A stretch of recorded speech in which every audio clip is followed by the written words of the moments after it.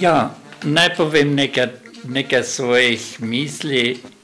Že iz otroške dobe, že kot mali otrok, sem vedno bil pristaš poslušanja zgodovine, ko so ob kmečkem delu se pogovarjali starejši ljudje od nekdanjih časov, od dogodivščin, od tega in onega, drugega, tretjega, in to me je vedno veselilo, me je vedno pritegnilo. In tako se je to nadaljevalo tudi v osnovni šoli in moj najljubši predmet je bila zgodovina. Zgodovina me je prevzela in vedno sem imel v mislih, kaj je bilo nekoč, ker oče in mati sta me vedno dejala tako, pravzaprav bi mogel reči, da je to tudi ena moja zahvala pravzaprav mojim starejšem, ko sta mi vedno dejala, veš, Ludvik, moraš spoštovati tiste ljudi, ki so dali življenje skozi, vidiš, kako so že, so sivi, seri so in so dali skozi vojne, gorje, eno, drugo in tretjo, dali so življenje skozi in moraš spoštovati to njihovo pripovedovanje. In iz tega sem vedno izhajal, vedno sem spoštoval to pripoved starejših ljudi. Ko sem pa prišel v šolo, pravzaprav v višji razredi osnovne šole, sem vedno bil pristaš zgodovine in to se je seveda nadaljevalo po osnovni šoli.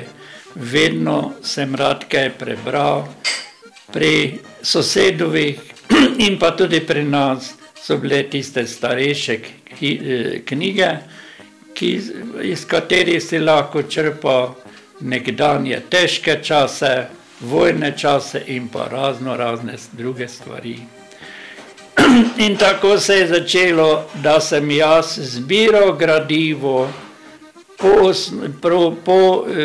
ko sem se poročil, ob vsem delu sem našel tudi čas, da sem zbiral gradivo, predvsem ljudsko, to se pravi tiste ljudska izročila, tisti ljudi, ki so bili starejši, ki jih danes ni več, in lahko z zadovoljstvom rečem, da sem 5 minut pred 12. uro to zbiral, in ker tiste generacije ljudi, ki so bili živi leksikon podatkov iz preteklosti, jih danes ni več, in kaj bi bilo, če ne bi to jaz zbiral, ne bi bilo pravzaprav za malo nedeljo, bi bil velik minus, ki pa je pravzaprav iz minusa nastal veliki plus ob zbiranju tega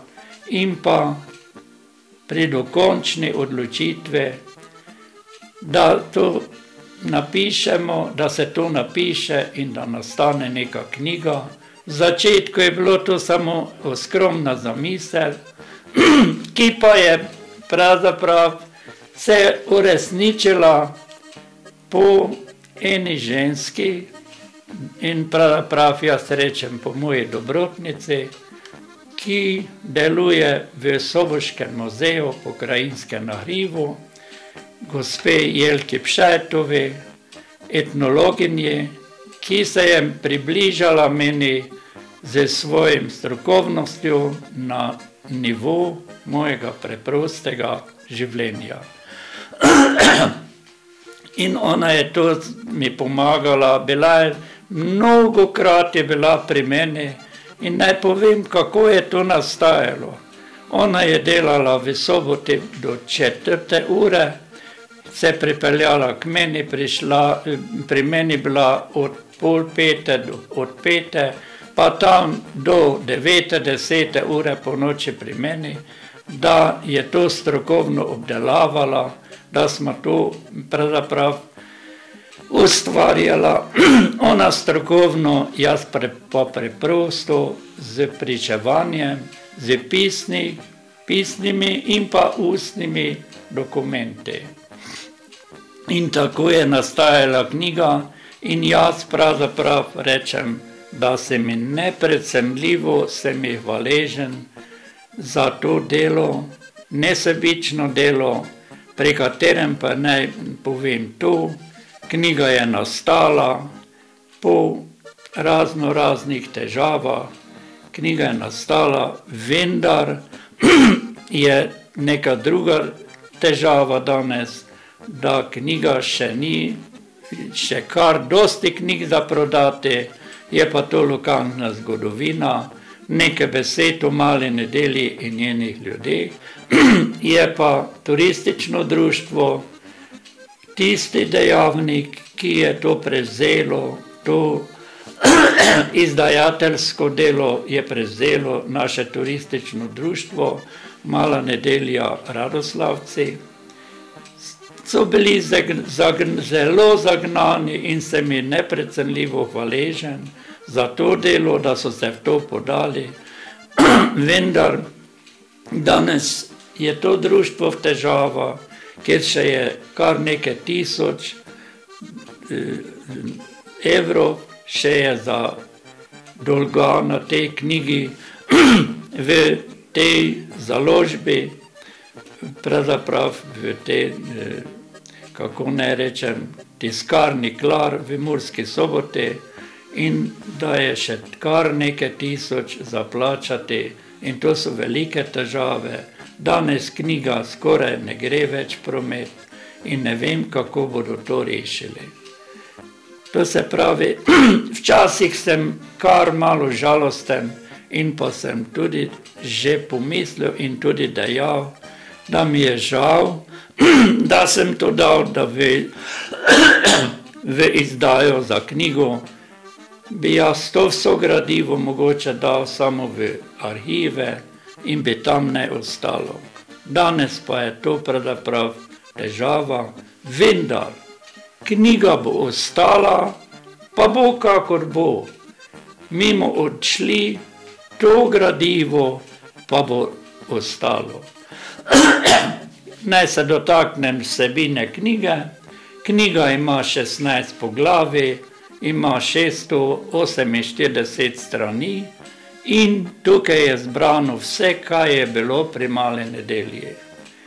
Kronološki zapiski iz kronike in pa tudi zgodovina po ustnih izročilih in pa vsa rokodelstva, vsa sakralna znamenja, vse je napisano in pa rokodelstva,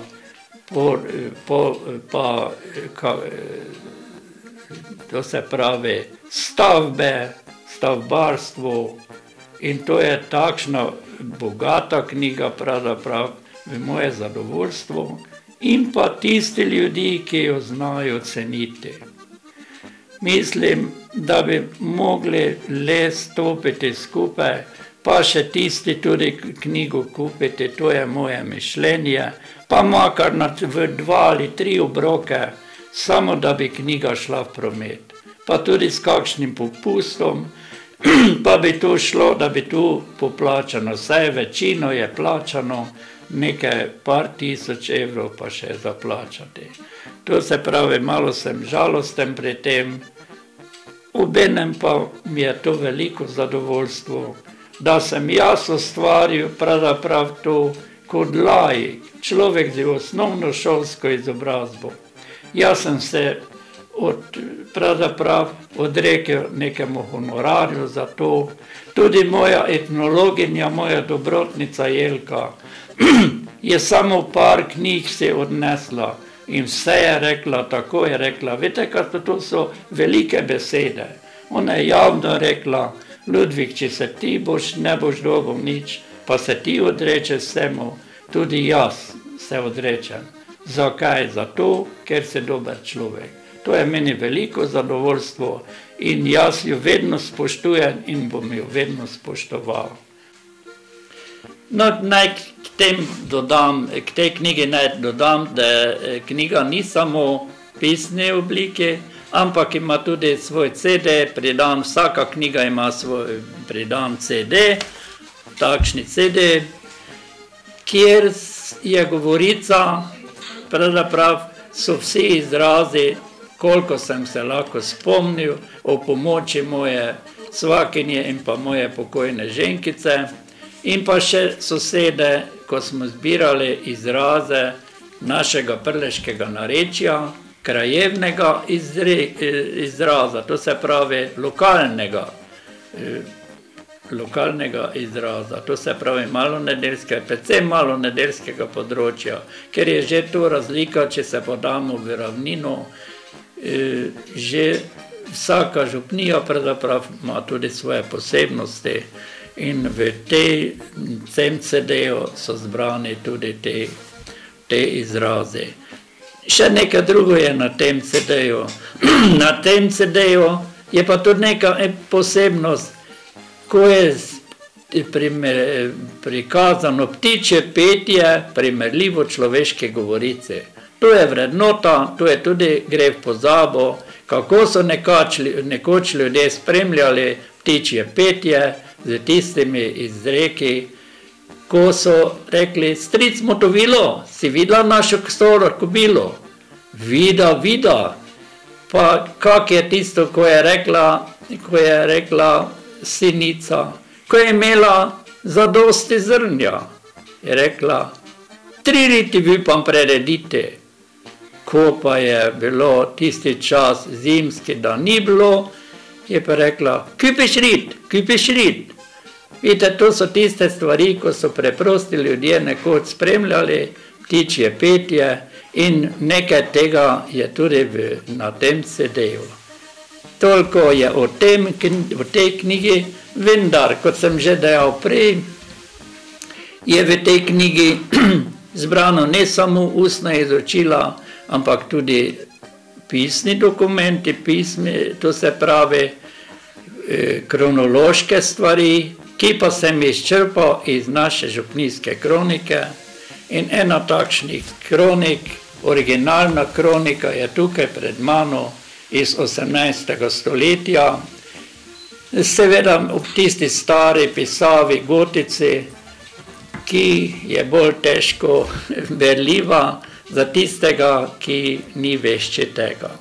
In iz tega sem črpal kronološke zapiske in to me je pravzaprav, sem pozabil povedati, bil sem ključar cerkveni okrog 30 let in kot privrženec zgodovine sem seveda se podajal v te zapiske. To me je veselilo in to mi je tudi dalo polet pri tej knjigi.